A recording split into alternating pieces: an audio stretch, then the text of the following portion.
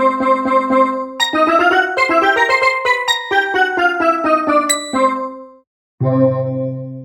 welcome to Billy Nut Joe's Rant. Today we have a stellar, yes, that's the word, stellar topic for today's episode. The topic in question revolves around a specific medium or genre of entertainment that is significantly less talked about on the show than most others. Partially in part to those higgledy-piggledy copyright laws. But that's okay, I don't need stupid things like examples to make any of my points. Today's topic is going to be songs and their titles. Now, titles of things are very important because title is the word associated with the thing, which is, what a title is. So instead of saying, hey, you know that song that goes Twinkle Twinkle Little Star? You could say, hey, you know the song Twinkle Twinkle Little Star? Because you see, most songs' titles are just either the first line or a word said in the song. So there are three major categories of song titles. The song titles where it's just the first line of the song, like a Shakespearean sonnet. The song titles where it's just a random line from the song that's relevant to the theme or something. And thirdly, the songs that are given, actual titles. The two most popular examples of songs that have actual titles that aren't just quotes from their own lyrics that I can think of that you'd probably already know without me needing to play an example are Smells Like Teen Spirit from Nirvana, which the title does make sense because if that song had a scent, it would probably be whatever the heck scent Teen Spirit is. And also Bohemian Rhapsody by Queen, neither of which I know what any of those words mean. But if you search up Rhapsody on Google, the song is the first thing that comes up. So I'm pretty sure no one else knows what those words mean either. Another thing to take into consideration when judging the quality of a song's title is how well it holds up to the good old, hey, you know the song that goes like, ... Because you could say, hey, you know the song that starts like, is this the real life? And you can say, oh yeah, that's Bohemian Rhapsody by Queen. And now that person remembers the words Bohemian and Rhapsody as belonging to that song, because it's a unique title. Nirvana does not hold up as well in this regard, because no one ever knows what they're saying. So you just be like, hey, you know the song that goes like, da da da da da da da da da da da da, and they'd be like, run that by me again? In my opinion, a song's title usually never detracts from the actual song, with one major exception. That song being Inside Out by Eve 6.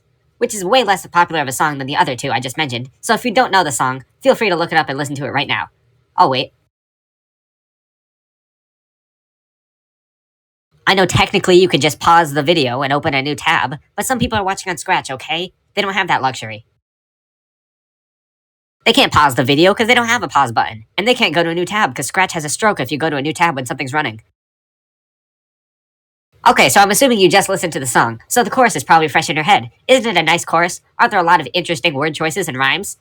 Yeah, well, out of all those words, they chose Inside Out to be the title. I mean, come on, that's like the lamest part of the chorus. If every line in the chorus was given a grade, Inside Out would be C, while everything else would be like A. Not to mention the other major, obvious factor is, what do you think when you hear the words Inside Out? Oh yeah, the song by Eve 6. No, you think of the Pixar movie. Now, obviously, they could never have guessed that a movie called Inside Out would have came out after the song was released, but it just wasn't a choice that aged too well. And the song is also a major fail in the, hey, you know the song that goes like test? Because no one will ever go up to you and say, hey, you know the song that goes like Inside Out? No, come on, Heart in a Blender was right there. Guys, you used the word rendezvous and lack thereof in the same chorus, and you went with Inside Out? That's about all I have to say for song titles right now. But while we're at the topic of music, might as well go into something else that's always really fun to talk about, censorship. Now, I've definitely, almost practically, certainly, mentioned before about song censorship, but today I have a sparkly clean, fresh example of a song that I think is uniquely affected by a word being censored. And I guess the song isn't quite as sparkly clean fresh as I thought, because it's actually 20 years old. But no matter. The song I would like to talk about right now is called I Hate Everything About You by a band I'm just now hearing of called 3 Days Grace. And now with an in-your-face title like I Hate Everything About You, you think, okay, well, yeah, it's a rock and roll song. Things be like that sometimes. But the actual meaning of the song could be changed depending on if you hear the censored or uncensored version. This mystical line is, rather fittingly for what I've been talking about, quite literally the first line in the song. Jelly, if you wouldn't mind bringing up an example. Every time we lie awake, after every blank we take. Every feeling that I get, but I haven't missed you yet. Okay, now, if I were to rack my brain trying to figure out what this missing, mysterious word is in the censored version, well, could it be... No, that wouldn't make any sense. What about... No, I have to stay in community guidelines. Well, I don't know. What is it? This mysterious missing word is hit, after every hit we take, which drastically changes the meaning of the song. Now, if you are like me, and was just listening to the song for the first time, and you were listening to the censored version, then the conclusion you would most likely walk away with is that this song is about an abusive relationship, which is quite sad.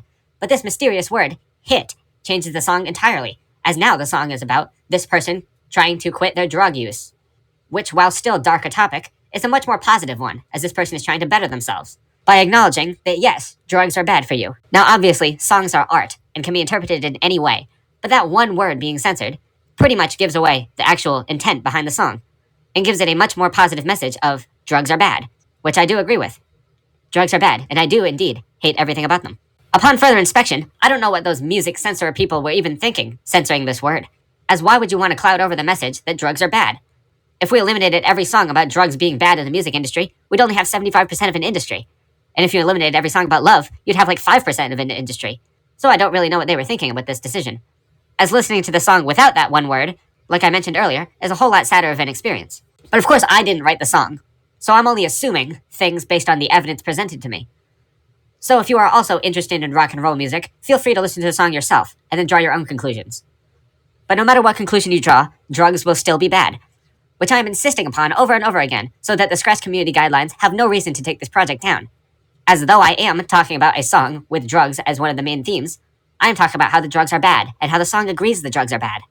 I hope you enjoyed this little delve into the intricacies of the musical industry, and how lyrics and titles work together to form a cohesive product. In a less pretentious way of saying it, this has been Billy Natchez Rant, and I hope you enjoyed.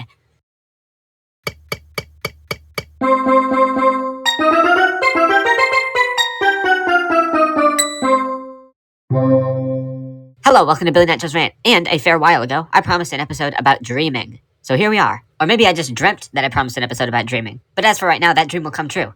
Dreaming, the loading screen of life. A thing that our bodies for some reason feel the need to do, and waste energy on, even though the whole point of sleeping is that you're supposed to restore energy. Although I can't imagine it takes that much energy to actually dream, as they couldn't even afford good writers. Most of the times, dreams are just completely illogical. Although due to the fact that they're being projected inside your own head, they seem perfectly logical. Due to the restorative nature of sleep, dreams occur more often when the dreamer is sick, as their body will need to allocate more resources to fixing up that body, which eventually trickles some resources into the dreaming department. But as I said earlier, that brings up the question, what even is the point of dreams? That unfortunately is not a question I can answer, as I am not a thoughtologist, but what I am is inquisitive. So let's theorize what dreams are, based on knowledge we already know about them. One way to think about dreams is a sort of slideshow of memories, presented in a random and sometimes narrative format, or at least narrative enough that your subconscious mind can recognize it as such. So if, for example, you notice something irregular during your normal day, you may be able to pick up details of that thing you noticed in the following night's dream, assuming you dreamed at all, or recognize the dream, as some people don't dream at all, which I find rather disappointing for them, as it can be fun sometimes, if you're a fan of bad movies. For example, one time while standing on the sidewalk, a big truck turned lanes in front of me, and the truck was pretty close to the sidewalk. So I thought, I'm glad I'm standing on the sidewalk, or else I would have been hit by that truck. And then that night, though I didn't dream about being hit by a truck, I dreamed about almost being hit by a truck, in quite possibly the lamest fashion. You know, exactly as it happened that day, me standing perfectly safe on the sidewalk, with a truck just slightly closer than normal. On second thought, I should fire my brain's creative department. After waking up, you would have just experienced a dream-sleep cycle, as the brain cycles through many different cycles while sleeping. Some cycles are eligible for dreaming, while others are not. So if you just woke up after a cycle where you were dreaming, then you'll most likely remember the dream. Where now you can try a fun experiment, which is take things in the dream and relate them to real life. If you're lucky, you may have a revelation that changes how you go about the next day. Like maybe in your dream you realize that you weren't too kind to someone, so while you're awake, you may try to remedy that. Assuming the person you weren't kind to in the dream was an actual person, and you weren't just going to remedy your problems with a gingerbread man or something. Or your brain just could have been pulling a practical joke, and you dreamed about something embarrassing you did in 3rd grade. Either of which are equally likely to happen. Keep in mind, due to the memory nature of dreams, if you dream that you had a major creative breakthrough, and then you wake up, and are willing to implement that creative breakthrough, take a moment to think through your head, and make sure you weren't accidentally, subconsciously stealing an idea from something you saw waking the previous day. Going back to the thing I said earlier about dreaming while sick, a strategy I tried once, while sick and sleeping, was I'd sleep for the normal amount of time, and by normal amount of time I mean abnormal amount of time, a little bit more, since it's good to sleep a lot when you're sick. And I knew that, so I thought, I will wake up, then I will set the alarm for like 30 minutes, and then I'll go back to sleep, and I'll trick my brain into thinking I slept 2 nights worth of sleep. But unfortunately, no, that's not how the brain works, due to the aforementioned sleep cycles and stuff. I am simultaneously the most and least outsmartable squirrel.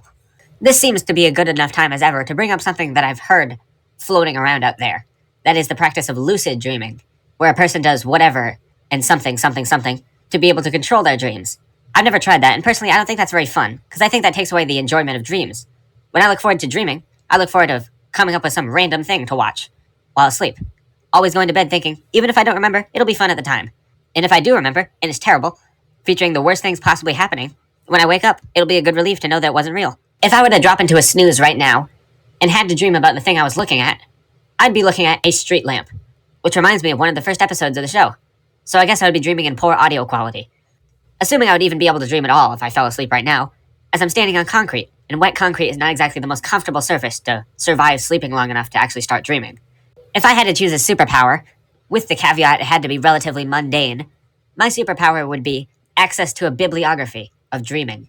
Meaning, when I had a dream, I could look at all the sources my brain used to form the dream, so that I could better understand dreaming, to improve next time. You know, taking fake story writing and turning it into real story writing.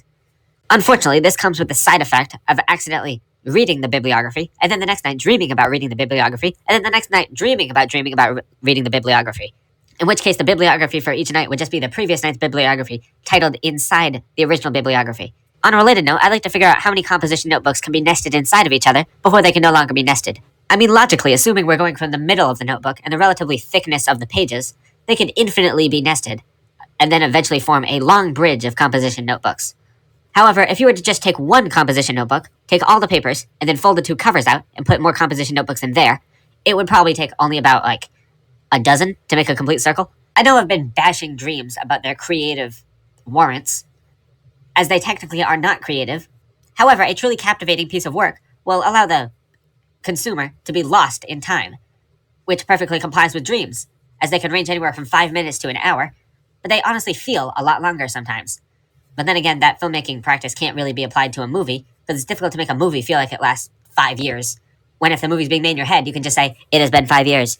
In summary, dreaming is just your brain saying, yo, you just saw the best story ever told. Not going to tell you what it is, what happened, or anything else about it, but just trust me, it was the best story. Okay, Mr. Brain, I believe you. As you is me, and me believes me. However, Jelly, I respect your time and your brain health, as it is good to sleep, and seeing as it is already about midday, I'd say you're well overdue for a good rest. This has been Billy Nature's Rant, and I hope you enjoyed. Remember to get enough sleep. However much sleep is enough sleep for you. 8 hours is generally what's considered normal, but sometimes it fluctuates. 7 hours, 6 hours, 5 hours, as long as you're healthy.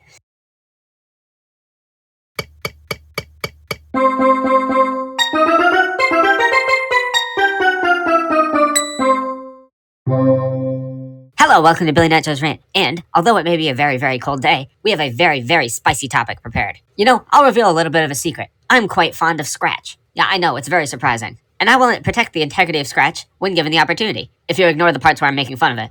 Ever so long ago, I covered a Scratch replacement or alternative website called, well, I actually don't remember what it's called because it just sucked that badly. And today, I have a similar topic, which is going to be discussing a website that tries to do what Scratch does, to varying degrees of success. Microsoft MakeCode Arcade is Scratch without any of the creativity or fun. You see, the enjoyment of Scratch comes from being given a canvas to create whatever you want, be they games, animations, writing, art, or whatever other categories there are in the Explore tab. Speaking of the Explore tab, as far as I can tell, Microsoft MakeCode Arcade and that other Scratch-inspired website I talked about before don't have a strong community and don't have an Explore tab. So after you finish a project on either of those websites, what do? Email people the link? That's unfortunate. For those unaware, Scratch has an ability called extensions, where the extender can then use separate packs of blocks that are more tailored toward a specific use, as opposed to the wide variety of uses that the base Scratch blocks can provide. Microsoft MakeCode Arcade thinks, what if Scratch, but a whole lot of extensions, but a whole lot less of the original blocks? So that things are less creative, and you can't do as many things as you can with Scratch, because every single block is tailored to do one thing and one thing exactly, which is my main issue with the website. Before delving into specific points, I'd also like to point out something. In Scratch, you have separate sprites, and each sprite can do different things, because they have their own coding interface. In Microsoft MakeCode Arcade, there's one coding interface for everything, and you have to use specific blocks to create new sprites. Even Tinker, thank you, Jelly, had the decency to include separate sprite coding. Why am I making sprites with blocks? I've heard of people who challenge themselves on Scratch to try to make a game using just one sprite. But here it's mandatory. Oh yeah, and they also close the block menu whenever you click out of it, so you have to re-click in every single time you want to grab a new block. Very nice user experience, guys. When you click on the Make Sprite block, it brings you to an interface. Yes, an art editor. This is just what we needed to redeem the website. Much like Scratch, there are vector and bitmap modes. Ha! Just kidding. Gotcha, didn't I? There's only bitmap. To add insult to injury, they didn't even give us any unique tools that Scratch doesn't have for the bitmap editor. Although seeing as it's bitmap, it's not exactly super fancy, so I can't really think of any tools that you might want. Everything on the Make Code Arcade bitmap editor is the same as the Scratch bitmap editor, except for some reason it starts you in like a 32 by 32 canvas. So unless you increase that, you can't really draw much of anything.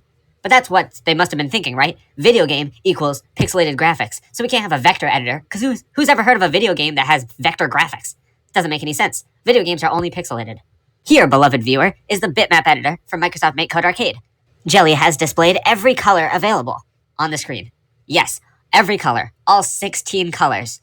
As you can see, we have everyone's favorite colors, including white, red, pink, orange, yellow, blue, green, blue, blue, purple, purple, purple, tan, brown, black, and transparent. Yes, transparent is one of the 16 colors, so they couldn't even give us 16. I get there's only 15 colors, but at least Scratch had the courtesy to include a color selector tool. So no, the bitmap editor is worse than the Scratch one in every way. You may notice a distinct lack of a animation menu, like switching between different costumes. That's because it doesn't exist.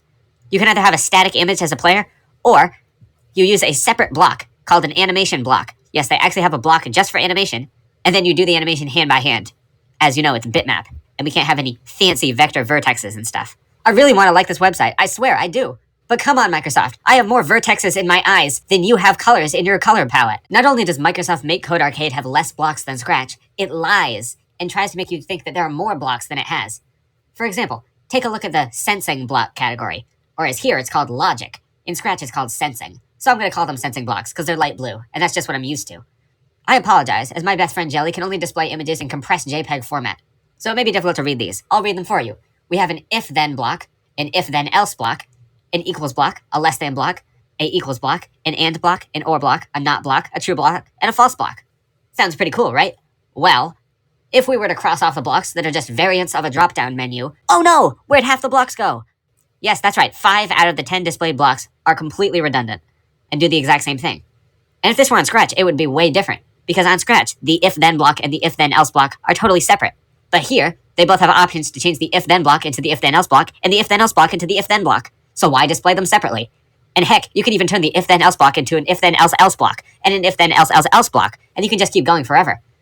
Which is a feature that I think Scratch would benefit from, but you can already do that in Scratch with a little bit of clever engineering. As for the comparison blocks, I have no idea why there is a block that can only be inputted numbers and a block that can only be inputted letters that do the exact same thing. On Scratch, you can just type whatever you want, and it works. If you type something that doesn't compatible, it just doesn't function. But it doesn't just disallow you from typing letters in a number block and numbers in a letter block. They're all the same thing. As for the Boolean blocks, the and, or, not, true, false, those are just stupid. 2 of them are total repeats. One of them is a valid block, the not block, which already exists in Scratch. And the true false blocks, I don't even know what they're reporting. True and false? Could you not just use a variable? Please allow me to go off on a little tangent on the blocks in Microsoft Make Code Arcade. First off, so many of them are repeats. Second off, there are so many different extension categories that'll have their own unique sets of blocks, but I can't tell for sure how many blocks there are because so many of them are just repeats. And third, why, oh why, are these blocks so wordy? Compare the amount of words in these blocks to the amount of words in the Scratch blocks, and the Scratch blocks can convey what they mean without needing to use so many words. Get a load of this mouthful.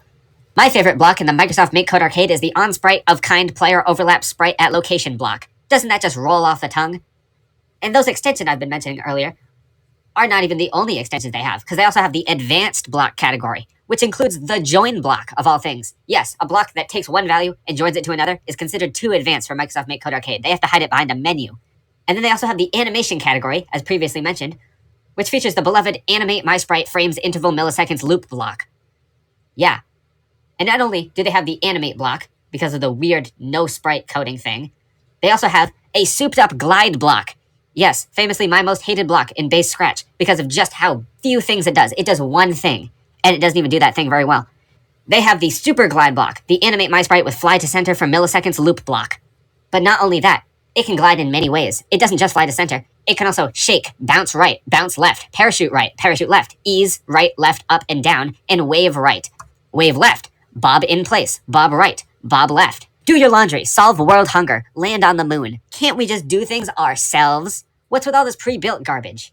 Is it so much to ask that the video game I make be mine, and not just a collection of post-it notes someone else gave me? The actual game stage of Microsoft Make Code Arcade is not like Scratch, where you have a big open field to just, play stuff, code stuff, see the stuff work. No.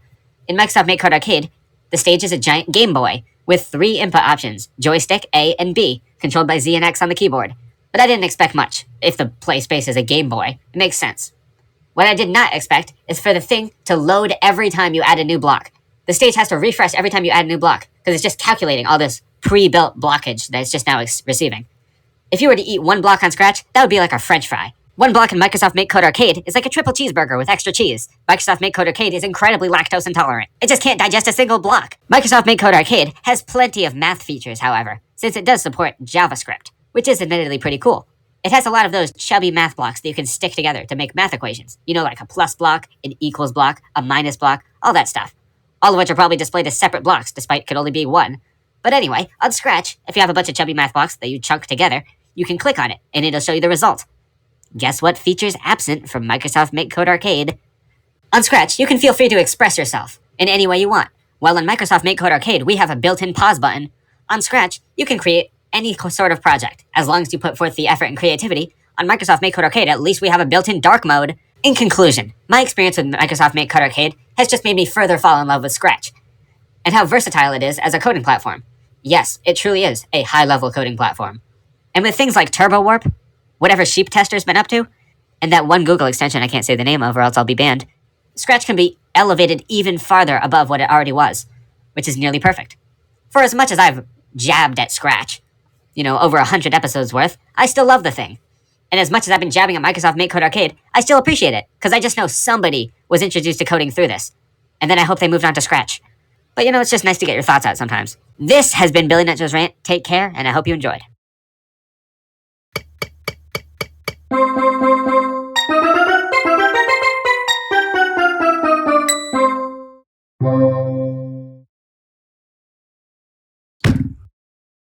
Hi there. We haven't seen each other in 8 months, and all you say is hi there. Would you prefer just hello? Good day? Though that would not be appropriate as it is night. And just saying good night would be weird considering the usual context. How about howdy? Or, hey you. I'm not willing to go much louder than that because we're in a library. I suppose I appreciate seeing you. Okay, fine. Next time I'll take hi there without any complaints. But what have you been up to in all this time? I think you said something about wanting to, learn stuff. But why didn't you come to me? I'm a great teacher. What makes you a great teacher? Well, firstly, I'm really good with kids. You don't know how many people I've saved by telling some kids, hey, don't touch the stove. Hey, don't drive that car. It's part of what makes me such a good superhero. And I know you may not technically be a kid, but I assume you're about as smart as one. So we can probably find some middle ground where I can teach you partially good. Also, I don't mean to brag, but on my first few years of this planet, I did graduate kindergarten. So if you need any help with spelling or Phoenix, I'm your guy. Don't you mean phonics? Who's Felix? I'm talking about you, Amanda. If you insist you have to be done learning before you can enjoy living, then I'd be willing to help you out. Plus, something that even I struggle with sometimes, that is culturally very important on this planet, is to have friends. And I don't think it's exactly good friend material for someone who just sits in a library for months on end reading books about history. I'm sorry, I know you're not trying to be rude, but I do hang out with Jelly a lot, usually on the weekends. The library's closed and I don't want to spend 48 hours waiting outside. I knew it had to be Jill's fault somehow.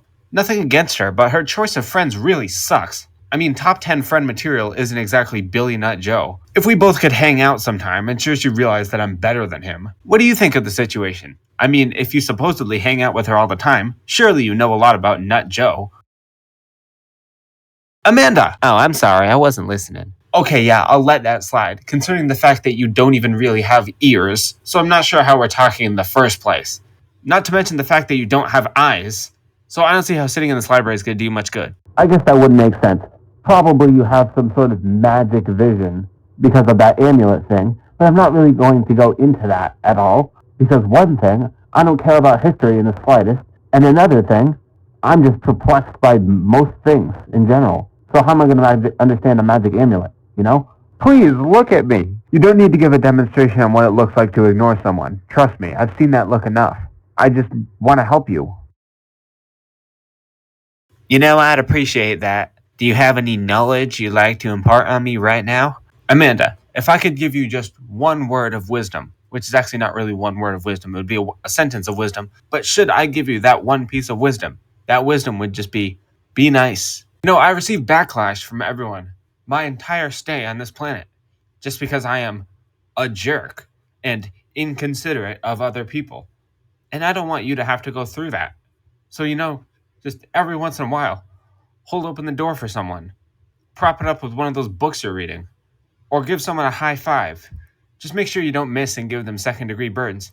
You know what? In fact, I think my New Year's revelation is going to be to try to be nicer to people. I think the proper word is New Year's resolution, but I suppose revelation also works. But never mind that. Go on. What else are you going to say? Nothing. My one word of wisdom was my one word of wisdom. I don't have a second word of wisdom. Oh, all right. I suppose I'll go about doing that thing I was already doing that you told me to do. Yeah, you better do that. Anyway, now that I know where you hang out, I hope we can, hang out. I don't know, maybe we can watch a movie at Jill's later.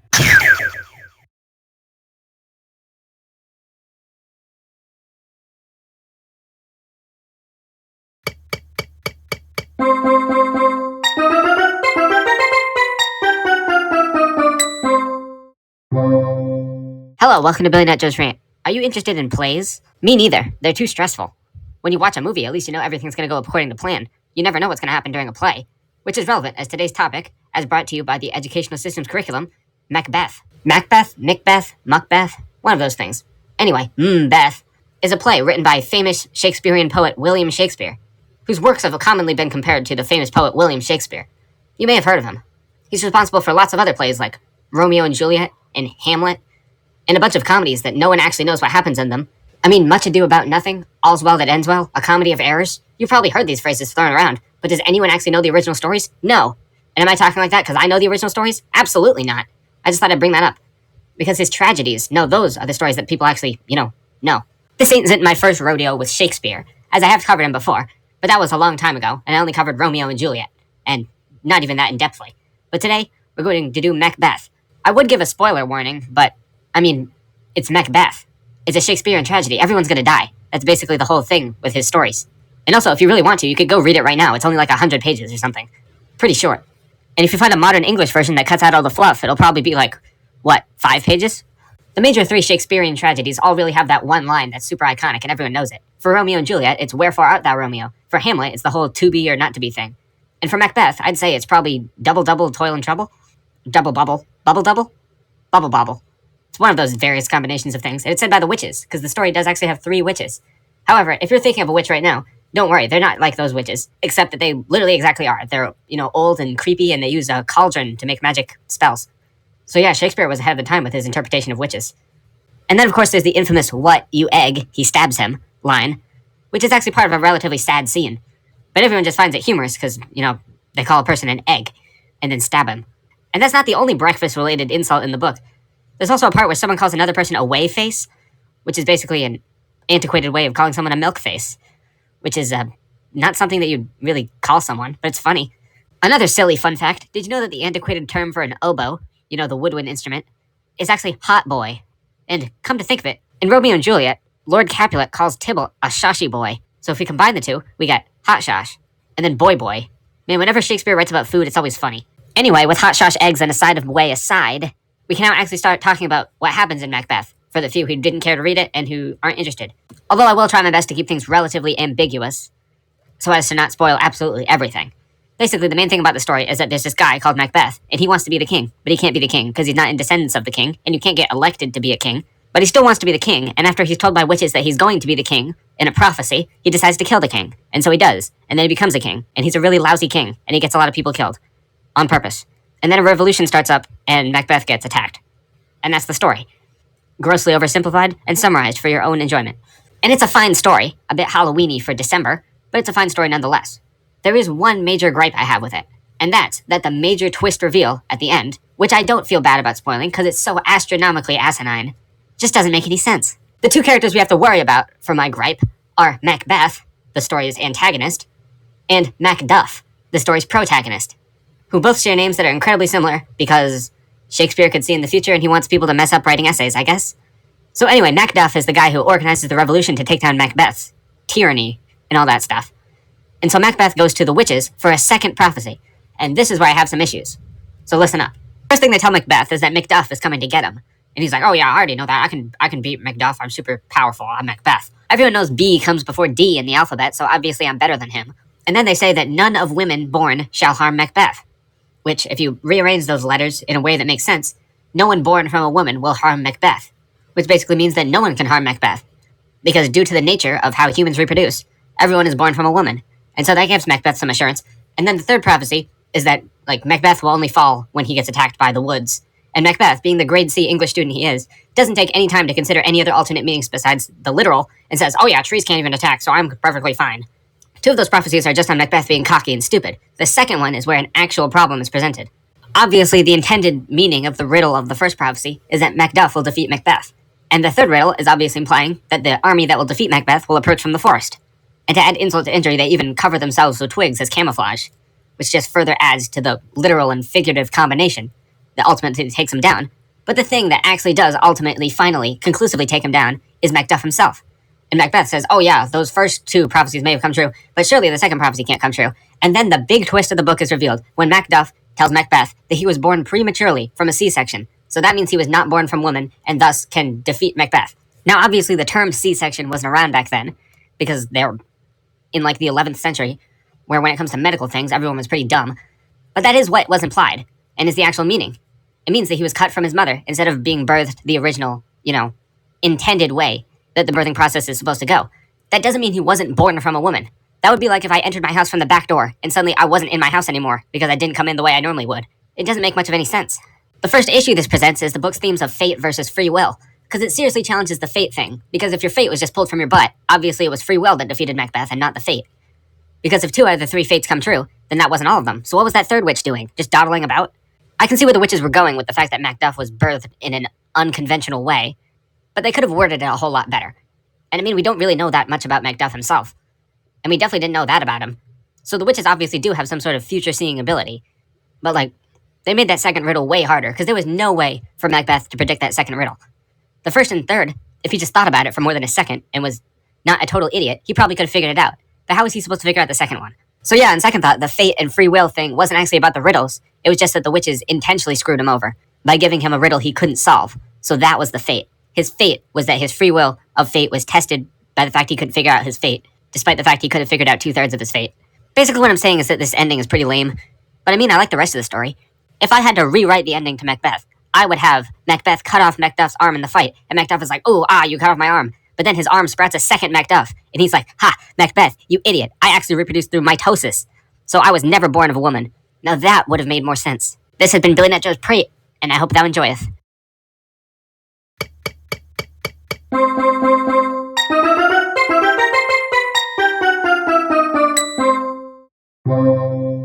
Hello, welcome to Billy Nut Joe's Rant. So glad you could come today. Do you like continents? I like continents. And I think you should too, because you're currently standing on a continent right now.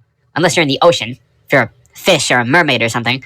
But you probably aren't, because fish and mermaids can't watch shows. And I say continents, C-O-N-A-T-I-N-T-S, not consonants. I'm not talking about letters that aren't vowels. As you could probably guess from my probably butchered spelling of the word continents, Jelly isn't here today, which means unfortunately for you, no graphics. However, fortunately for you, I assume you know what the continents look like, which is the first thing I'm going to start talking about when it comes to continents, their shape. Because in terms of cartography, I think that getting to know a map's shape is, the first step. There are 2 basic kinds of continent shapes. There's the shaped continents, which are shaped exactly like a shape, and then there are the more interspersed, islandy continents, that while still having a fair amount of mainland, they also have a bunch of little islands and stuff. They give it a sort of blue and green quilted vibe. Starting in this one, North America is a very unique shape. Probably the weirdest shape out of all the continents, because it has a big mainland area, but then it has that whole islandy part up in Canada. And then there's Greenland, which is probably one of the top 3 most misrepresented things on the map, because it's always drawn super small, when it's actually super big, much like Africa, and in an inverse way, Antarctica. Because Antarctica doesn't appear that big when it's just a big crater, but when it's a giant wall that takes up the bottom of the Earth, that's when it seems to be a little bigger. Speaking of Africa, Africa is probably the best continent in terms of just shape. When you hear the word continent, the first shape you think of is Africa. I mean, it's just pretty much entirely one huge block of land, which is exactly what you want in a continent, right? A continent isn't water, so a continent should be land.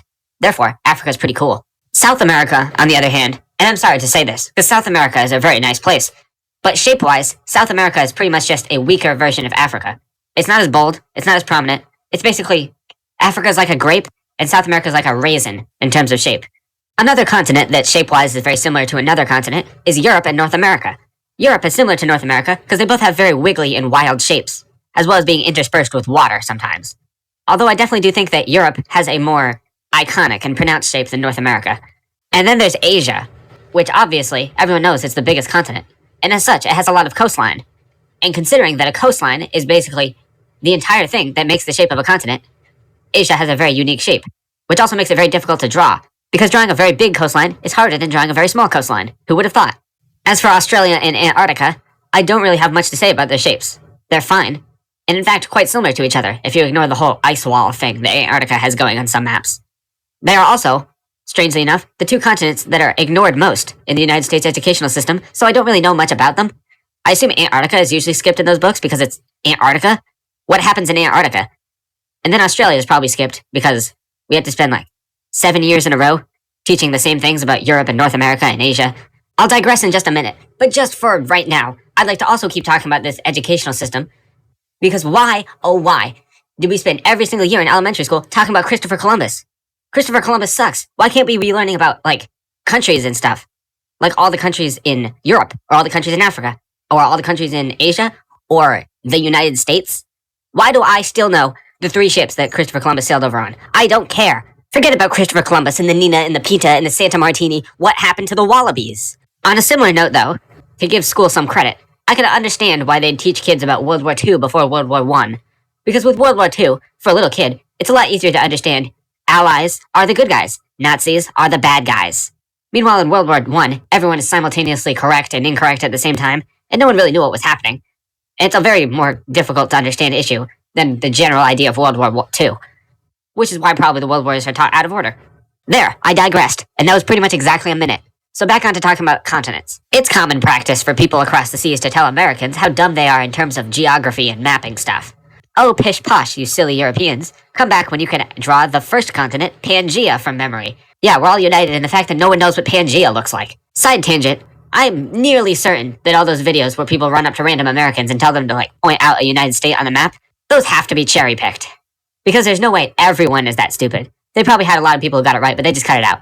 And I don't really blame those people who are getting interviewed if they got it wrong, if it was of the West Coast. Oh, I'm sorry, it wasn't that rectangular state, it was that rectangular state. You know what could almost be considered the next continent, besides Pangea? And any future Pangeas that happen to occur because of tectonic plates? The equator. And I know technically it's not even a real thing, but the equator is warmer than the rest of the Earth. Probably due to the sun and the rotation of the Earth and stuff. But yeah, everyone knows that the closer you get to the equator, the hotter it gets. But my question is, what the heck does the prime meridian do? Besides being the equator for the y-axis, in terms of looking at the Earth from two-dimensional perspective, does anyone actually care about the prime meridian? It's like the equator if the equator was pointless. You know what planet has rings that go like the equator? Saturn. Everyone loves Saturn.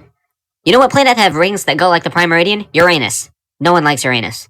The reason I've really only been talking about continents in terms of their physical shape is because I don't want to hurt anyone's feelings. I understand that pride in where you come from is a thing, obviously, but I also understand that most of that pride doesn't come from the physical formation of the rock you're currently standing on. Which is why it's perfectly acceptable to say that North America looks like a dragon. What, you don't see it? Ah, man, I wish Jelly was here for graphics. Disappointing, but maybe that's exactly what she's doing. She's booking a flight to space to get a good view of North America, to draw it, as it looks like a dragon. This has been Billy Nature's Rant, and did you know that Europe is the only continent in the world that doesn't have the letter A in it? And I hope you enjoyed.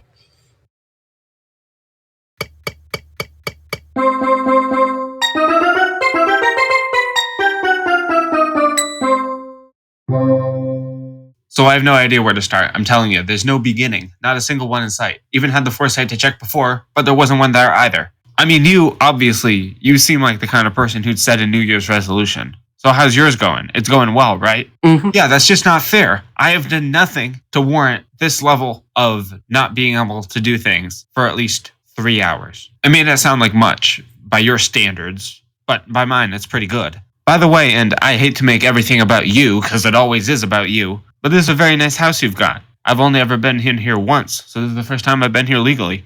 Yeah, thanks. And by the way, my year hasn't been going too well either, really. I threw a New Year's party and only one person showed up. That sucks. Who is it? I mean, really, you have one chance to throw a New Year's party, and if no one shows up, then it's like you have to wait a whole nother year.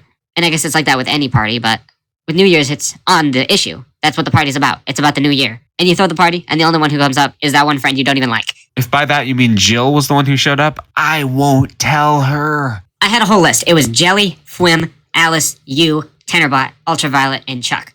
Obviously, I didn't expect all of them to show up. I expected some of them to have plans with each other, but I was at least depending on Tenerbot, which is a very sad thing to say. And I'm not one for gossip, so next time I see him, I will tell him about that. Oh, speaking of friends, I have a friend who I've been trying to hang out with, but she doesn't exactly have time or, want to. Did you set her on fire? Because generally setting people on fire is the way you become that friend that they don't like. No, stupid. I didn't set her on fire. She's not exactly very kindleable, and I just can't afford to burn those kind of bridges right now. Who's this person you're talking about? None of your business, nut job. It's personal. Heard of it? Have any friend groups outside of the one I barely know about? Yeah, actually, I didn't bother sending him an invitation, though, because A, I don't know where he lives, and B, it would have been a waste of paper because he's so elusive, I doubt he would have showed up anyway. Yeah, well, I don't care. And I'll probably never ask you this again, but do you have anything you could be doing your little thing about where you talk about stuff? Anything at all? Anything on your mind? What's up with school buses? Why did they think that sectioning off a fifth of the seats to just be where the wheels are and there's a big hump so you can't put your legs was a good idea? That was pretty silly. I hope the people who design school buses will design them bigger next time. It's not like we have enough parking lots dedicated entirely to school buses as is. Wow, and I don't necessarily entirely mean to offend you on this, but that was awful. I just enjoyed every 16 seconds of it. On behalf of the flowering constituents at this gathering, what happened to your hat? There's some food for thought. Oh, my hat. You mean the one that goes usually on my head? Well, funny story about that. I misplaced it, lost it, not here. On the topic of not here, as you can probably tell, this party is pretty much dead by now, so if you could just, skedaddle. Oh, okay, yeah, I guess that would make sense. Wait, was I the friend you don't like?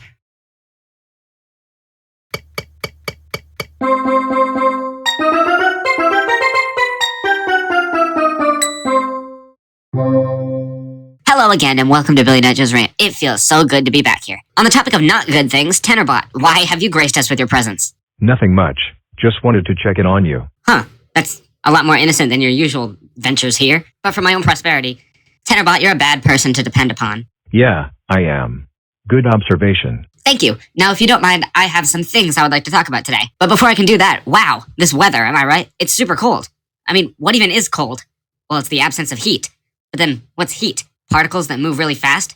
Just being surrounded by fast-moving things, that's not good. But I don't like the cold. Thinking about things on the molecular level is usually not fun. For example, it feels good to be warm. It does not feel good to know that there's a bunch of friction on you that's causing things to heat up. Or, a strawberry, it tastes good. But when you think about all the chemicals in the strawberry that's making it taste good, then it doesn't taste as good. It just sort of ruins things. Or, ooh, even better. Have you ever heard that thing where it's like people say, there's a small but not 0% chance that when you slap something, like a physical object that's made of solid material with your hand, there's a small chance that the particles of the wall and your hand will line up perfectly and your hand will go right through the wall. Yeah, I've heard that a lot too. And I don't believe it, frankly. Because firstly, all the little molecules and particles and stuff, they're so small that even one flipping through is incredibly improbable because they're designed to do one thing. That's to do their thing. They're designed to do their thing, so they won't do another thing. And also, have you ever thought of buildings? Like, buildings are made of a whole, hundreds of pieces of physical objects put together. If this were true, wouldn't buildings constantly be slipping apart randomly?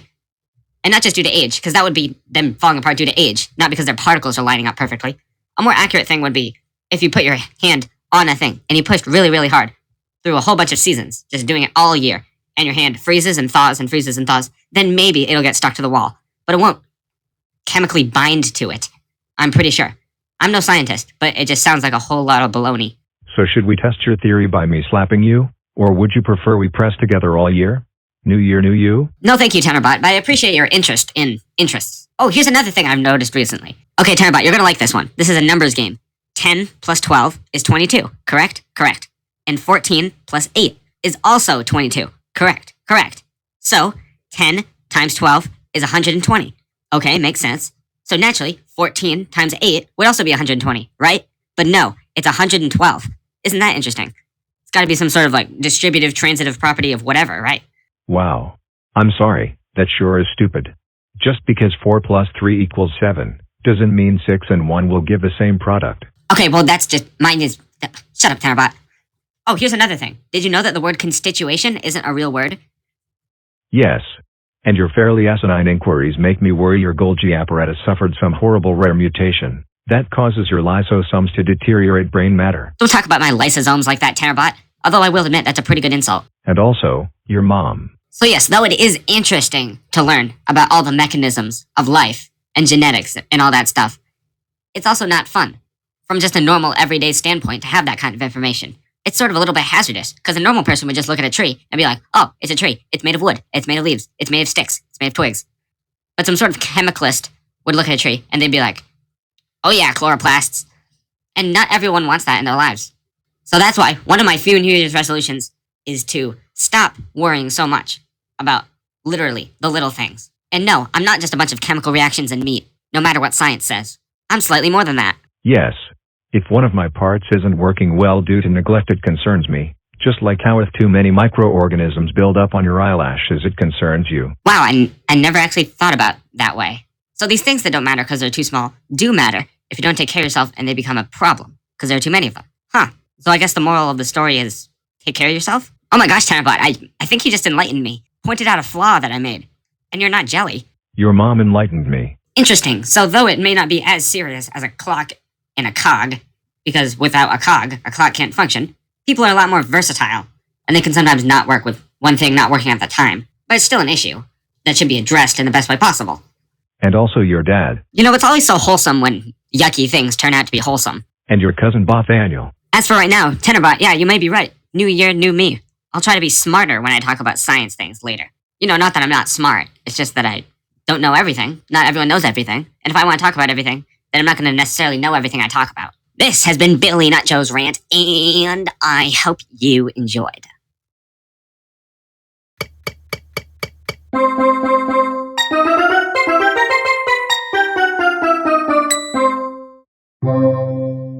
Hello, welcome to Billy Nutjoe's Rant. And for the past few days, I've been thinking about interesting or weird things to talk about. And then I remembered something. Oh, right, I don't have to know what I'm talking about when I start in the first place. But no, that's how I started last time. So this time, let's have a topic. That topic being a story. This particular story is widely regarded as one of the best stories ever told for people who have low standards. I'm talking about the Canterbury Tales, written by a very, very, very, very, very old person named Geoffrey Chaucer. Chaucer. One of those. I'd ask the guy, but he's been dead for 624 years about. So yeah, the Canterbury Tales. More like the Wonterbury Tales, as in I won't be reading it. Although seriously, even if you did want to read it, it would pretty much be impossible, as the actual story is incomplete. Yeah, this story is so ambitious and so long-winding and epic that the author died before they could finish it. But what's it about, really? I mean, Canterbury Tales? I'm guessing people from Canterbury, wherever that is. That is honestly a respectable thing about the Canterbury Tales, because when it says the Canterbury Tales, it means the Canterbury Tales. As in, it's not one Canterbury Tale, or even two, it's multiple. Like if a new Star Wars movie were to come out, and it was like, The Chronicles of Jumulus, it wouldn't actually be The Chronicles of Jumulus, it would basically just be one Chronicle of Jumulus, but not the Canterbury Tales. You want the Canterbury Tales, you're gonna get a lot more than you bargained for. Geoffrey Chaucer, or however that's pronounced, was an English writer, which means he's from England, which is one of the countries in the world. One of the countries in the world in Europe, actually. Also one of the countries who has one of the most famous flags, because Europe is a very popular country. And by Europe, I mean Great Britain. Europe doesn't have a flag. Or it probably does. There's so many flags. Flags are a difficult thing to design, because when you have a flag, the best designed flags are always the simplest. Take Japan, for example. Everyone likes the Japan flag, because it's just a red circle. But eventually, all the good flag designs are going to be taken. And so you either have to steal color palettes from other people, or just come up with something messy and cluttered and terrible. Like recently, Minnesota changed their flag from a terrible, ugly flag into a pretty cool flag with like blue and white and stuff. Okay, I'll stop talking about flags. Your wish is my command. I would have kept talking about flags if I hadn't talked about flags so recently. So basically, and I'm no Canterburologist, the Canterbury Tales are a collection of tales of a bunch of medieval folks who meet up in a bar, and the person who tells the best story in the bar gets free breakfast or something. And so everyone tells a story that happened to them, to varying degrees of truth, and there are like 50 or like 30 or something characters. And I don't think any of them have names. They're all just the, and then some sort of medieval title, like the knight, the squire, the scribe, the miller, the blacksmith, probably. I don't know, I didn't actually read all the stories. And that's another respectable thing about the Canterbury Tales. Who would think about writing an epic where the climax of the ending, if there even is an ending, would have been that they get breakfast? Like, wow, real interesting. And also, just from the very little I've read, some of these people admit to doing some pretty terrible things in these stories. So yeah, you get free breakfast. Afterward, off to the guillotine, or off to jail. I guess it wouldn't be off to jail, or off to just being beheaded normally, because I don't think the guillotine was around in the 1300s. I should know that. Actually, come to think of it, although I do sometimes talk about mature subjects, or other mature pieces of media, the Canterbury Tales is probably the most messed up thing I've talked about. But am I concerned? No. Because is anyone, after seeing this, actually going to go read the Canterbury Tales? No, of course not. No one wants to sit through all that old English, Victorian age garbage. Not saying the story is garbage, but just from, people nowadays. Maybe if I was recording this back in the 1300s, then I would be in a bit of trouble with the scratch team, but I don't think now counts. This is historical context. This is education. I can't imagine the CB Tales be very easy to write, I mean, to write a different story from 30 people's perspectives. And it was originally planned that there was 100-something characters, but he couldn't get through with all of them? Only 30? Yeah.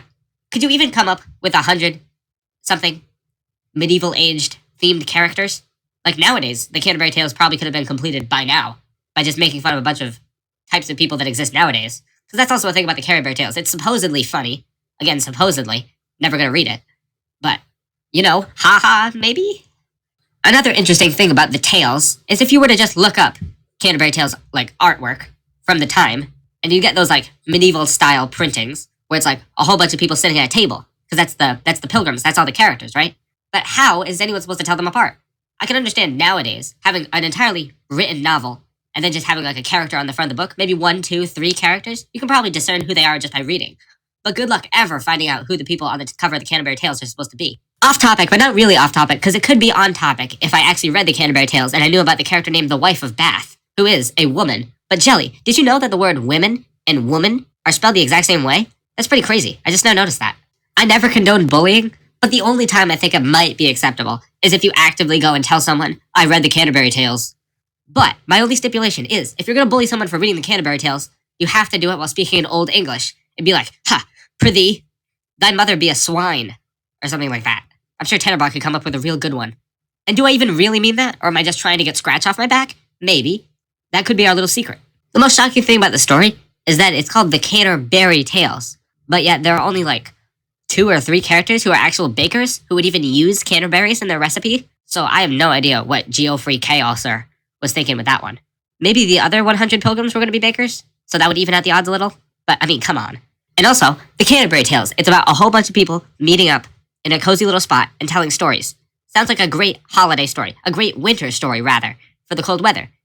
Nope, it takes place in spring. Spring. Not even summer. Spring. The least remarkable of the seasons. I mean, maybe people back then could just take the heat more, and they can take all that body heat in one room.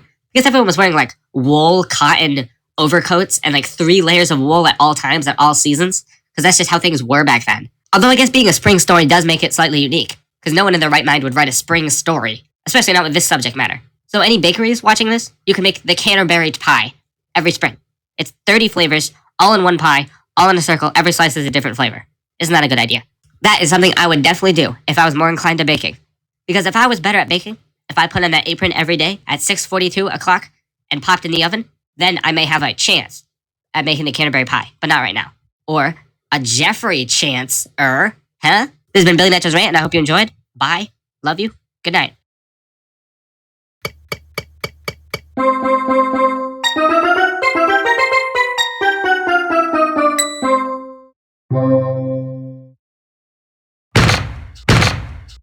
That guy has no idea what he's talking about. I can't feel anything.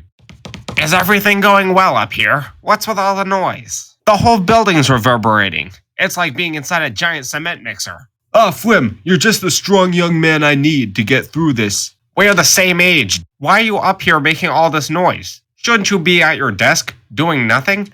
That is a very good idea. It is what I would like to be doing. But unfortunately, I just found out that I have to remove the giant hot plate I installed under the roof to melt snow on top of the roof because apparently it's not legal to have a giant hot plate embedded in your roof. Not to mention, there are many other things I'd rather be doing with this roof. What kind of things do you have planned for the roof? Well, my main idea, and you can thank me for this later, is to install a giant helipad on the roof so that the rich people can come over and spend more money at the shop. There's nothing rich people love more than showing off their helicopters by landing on top of large buildings. I read it in a magazine. Do you know anyone who has a helicopter? Well, no. That's why I'm putting it up, silly. We gotta expand the store's relations, you know. Okay, not saying that's a terrible idea, because it is a decent idea, but seeing as you don't know anyone who has a helicopter, it doesn't sound like it's 100% worthy of dedicating the entire roof to. I know you've been getting better at helping out the employees, but I have an idea of what we could use this roof that everyone, no matter who is involved with the store, can enjoy equally.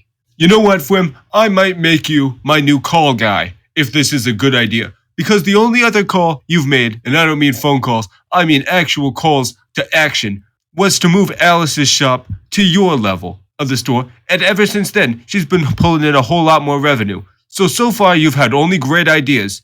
Please don't soil it with what you're about to say. Well, to give you the simple explanation, the elevator pitch, if you prefer. Oh yes, I love elevators. Well, the basic gist of it is... No, I definitely don't love gists, but continue. Well, the basic idea is to have the roof be a sort of social party type of area where we can host events to promote the store or any sponsors, while also being able to rent the space out to anyone who wants to host on nights we aren't using it. With this beautiful view of the town, I definitely think this would make a nice party spot. It would also be a party I wouldn't have to attend, and you and whoever else is willing to pay the fee could host the party for me. It would bring in a lot of money, and it would also give extra use to my elevators. Fwim, I'm hesitant to say this, but that is actually an incredibly good idea. You should go call Todd so we can start right away. We're gonna need a big top in case it rains. And it would also be nice to remove the heating plate, so you know it doesn't melt any potential chocolate fountains or whatever. Thank you, Mr. Vertihals. I will get right on it. Now the hard part's gonna be standing back up.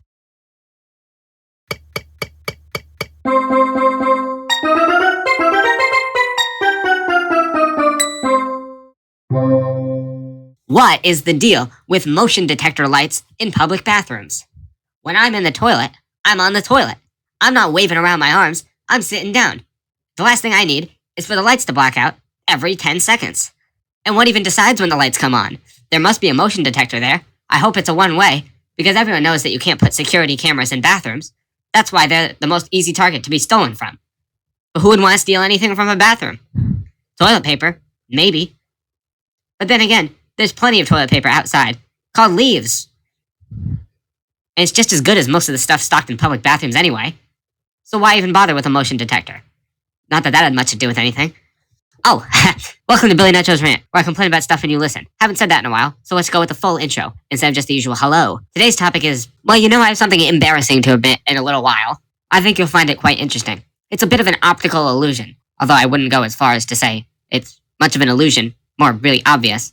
But you'll see when we get to that. Let's talk about other things first. For example, did you know that it's possible to blink with your eyes closed? Okay, no, fine. I'll get on to the real thing. Just don't laugh at me. Alright, Jelly, my beloved best friend. I want you to look at this logo for the movie Despicable Me from 2010. And I want you to tell me what you see. Wait, don't tell me. That would ruin the surprise. I first would like to present this to the viewers. Alrighty then, so it seems that this is another installment of Billy puts up a giant crusty JPEG on the screen and asks you questions about it. So, as you can see, it's a pretty nice logo.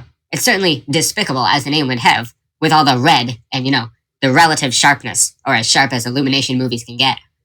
But, besides just being big red text to be despicable, there's something else unique about this logo. Yeah, right between the M and the E. There's some sort of figure standing there. Now, my question to you is, who is this figure?